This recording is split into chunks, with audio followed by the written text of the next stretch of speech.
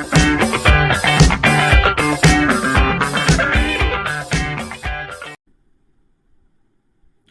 का जो हमारा टॉपिक है वो दो छोटे छोटे टॉपिक हैं, लिविंग वर्ल्ड इन स्पेस और लिविंग वर्ल्ड इन टाइम।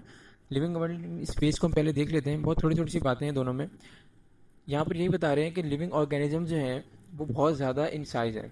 मतलब क्या है इसका, अगर हम total number of species in world देखें जो अब तक जो है वो डिस्कवर हो चुकी हैं वो 8.7 मिलियन है। एनिमल और प्लांट्स की स्पीशीज़ 8.7 मिलियन, इसमें से एक स्पीशीज़ जो है ह्यूमन है।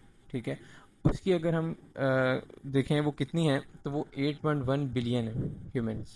ठीक है, 8.1 बिलियन।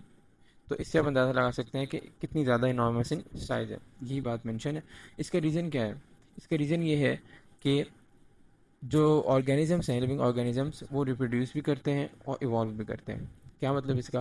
रिप्रोड्यूस करेंगे तो ज़ाहिर है उनकी पॉपुलेशन बढ़ेगी।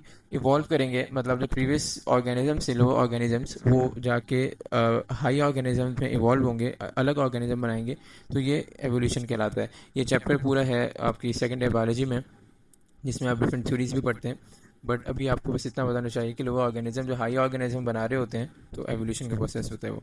अब हम ये कैसे पढ़ते हैं कि कौन से ऑर्गेनिज्म कहाँ रहते हैं, ये हम पढ़ते हैं through biomes. The distribution of organism in space can be studied through biomes. सही। अब बायोम क्या है? बायोम जो है वो एक रीजनल कम्युनिटी है। रीजनल कम्युनिटी का मतलब ये है कि रीजन एक स्पेसिफिक एरिया, वहाँ पर जो कम्युनिटी रह रही है अपने क्लाइमेट की वजह से, रीजनल कम्युनिटी जो है वो क्लाइमेट की वजह से जहाँ पर रह रही है उसको हम बायोम कहते हैं।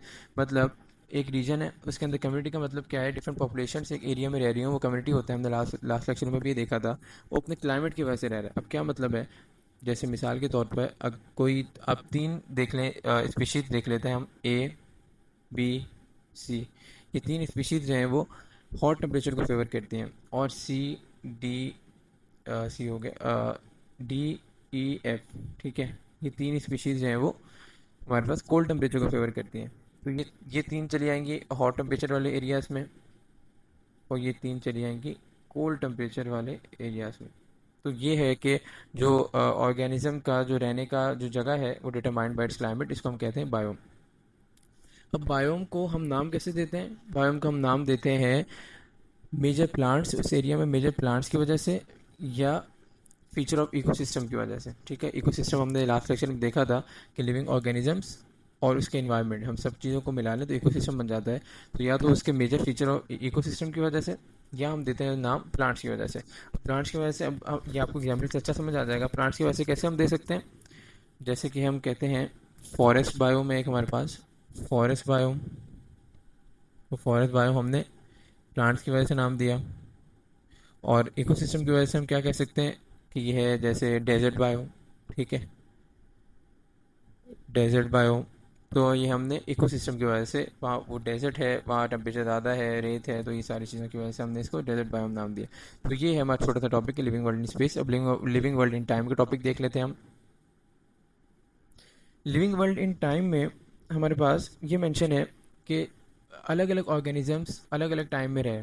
ठीक है, डिफरेंट ऑर्गेनिज्म जो है वो अलग अलग टाइम में इस दुनिया में रहे। अब हम इसको पता कैसे लगाएं कि हम कौन सा ऑर्गेनिज्म कौन से टाइम में जिंदा था फिर वो ख़त्म हो गया, ये हम फॉसिल्स से पढ़ते हैं। ठीक है, फॉसिल्स क्या हैं? फॉसिल्स ये है कि जैसे कोई ऑर्गेनिज्म मर गया, वो उसकी जो रिमेन्स ज़मीन में रह गए उसको हम फॉसिल्स कहते हैं। ठीक है, कोई ऑर्गेनिज्म ख़त्म हो गया, ज़मीन में उसके जो है वो रिमेन्स रह गए, वो क्या है? फॉसिल्स हैं। अब हम स्टडी कैसे करते हैं फॉसिल्स को? हमारे पास दो मेथड्स हैं, एक सेडिमेंट वाला मेथड है और एक रेडियो एक्टिव आइसोटोप वाला मेथड है। ये मैं आपको थोड़ा सा एक्सप्लेन ऐसे करूँगा कि जैसे अगर पानी है, ठीक है, पानी है, इसके अंदर आपने बहुत सारे पत्थर भी डाल दिए, बहुत सारी चीज़ें डाल दी। ठीक है, अब इसमें जो सबसे हैवी चीज़ होगी वो नीचे चली जाएगी।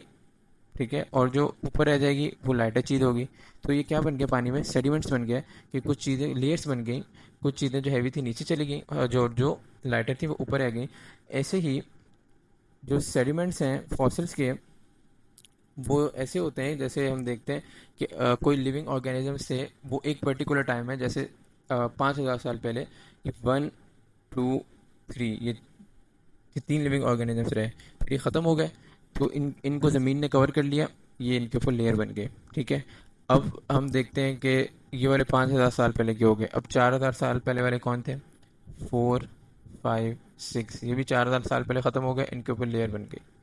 फिर 7, 8, 9, ये वाले ऑर्गेनिज्म जो थे ये 3,000 साल पहले थे। ऐसे जो ऑर्गेनिज्म ख़त्म होते गए उनके ऊपर लेयर बनती गई, तो ये सेडिमेंट्स बन गए। और जो है वो सबसे नीचे वाली लेयर में होगा, वो हमारे पास होगा सबसे ओल्डर वाला ऑर्गेनिज्म, और जो ऊपर वाली लेयर में होगा वो क्या होगा, जो न्यू ऑर्गेनिज्म। अब देख लेते हैं हम क्या कह रहे हैं। एज जोलॉजिकल टाइम जो है passes by, new layers of sediment laid down, the older organism should be in deeper layer. ठीक है, ठीक है। और जो न्यू ऑर्गेनिज्म है वो ज़ाहिर है ऊपर वाली लेयर में होगा। अब अगला मेथड है आइसोटोप वाला मेथड। ठीक है, आइसोटोप क्या है, हम सबसे पहले बताना चाहिए आइसोटोप क्या होते हैं। आइसोटोप ये होते हैं कि ऐसे जो है वो एलिमेंट्स, ये तो आपका डिटेल जो है ज़ाहिर केमिस्ट्री में आएगी। ऐसे एलिमेंट्स जो हैं, एक मिनट, ये सेकंड में एक सेकंड मिटा लूँ ये। ऐसे एलिमेंट्स जो रेडिएशन भी दें, ठीक है, रेडिएशन गिव ऑफ करें, और क्या टाइम के साथ कम होते जाएं। ये दो प्रॉपर्टीज जिन एलिमेंट्स में होंगी वो क्या कहलाते हैं, रेडियो एक्टिव आइसोटोप्स। अब हम इससे पता कैसे लगा सकते हैं, हम वही एग्जांपल दोबारा लेते हैं लेयर्स वाली। देख, जैसे ये 1, 2, 3 पहली लेयर में थे, 4, 5, 6 दूसरी लेयर में थे, 7, 8, 9 तीसरी लेयर में थे। ठीक है, अब यहाँ पर अगर कोई आइसोटोप होगा, जैसे ये आइसोटोप है, टाइम गुजरता गया तो इसकी क्वांटिटी कम होती गई। वही वाला आइसोटोप जो है वो ऊपर था, उसकी क्वांटिटी थोड़ी हमें ज़्यादा मिलेगी, इस लेयर में उसकी क्वांटिटी और ज़्यादा मिलेगी हमें। ठीक है, तो हम इससे पता लगा सकते हैं कि यहाँ आइसोटोप की क्वांटिटी बहुत कम हो चुकी है इस लेयर में। ठीक है, तो इसकी वजह से ये ओल्डर है, इसमें ज़्यादा हो चुकी है, ये न्यूअर है, इसमें और ज़्यादा है तो इसमें और न्यूअर है। और इसकी एज कैसे पता लगती है कि आइसोटोप की पर्टिकुलर हाफ लाइफ होती है, मतलब उस टाइम के बाद वो आधा हो जाता है क्वांटिटी में, वो हर आइसोटोप की अलग होती है, तो उससे हम आइडेंटिफाई कर सकते हैं। तो आपको आइसोटोप के बारे में इतना फिलहाल पता होना चाहिए, बाकी डिटेल जाहिर है आपकी इसकी बाद में आएगी। अब इसके हम देख लेते हैं टेक्स्ट में क्या है। Certain isotope they contain, उसके बाद the older sediment layers have less of these specific radioactive isotopes. ठीक है, वही मैंने आपको बताया ओल्डर लेयर में क्या है, क्योंकि उनकी जो है वो कम होते जाते हैं विद टाइम, तो वो कम हो जाएंगे। Then the younger layer, a comparison of this layer give indication of relative age. Relative age का क्या मतलब है, रिलेटिव हम कहते हैं किसी दो चीज़ को कंपैरिजन करने में, तो रिलेटिव ये हो जाएगा, रिलेटिव का मतलब कि अगर इस लेयर की एज को इस लेयर की एज से कंपेयर करेंगे, ठीक है, तो वो रिलेटिव हो जाएगा। मतलब कंपैरिजन जो है डिफरेंट लेयर्स में जो ऑर्गेनिजम्स हैं उनकी एज का कंपैरिजन करेंगे तो ये रिलेटिव एज हमें बताएगा। ठीक है जी, यही हमारे पास है।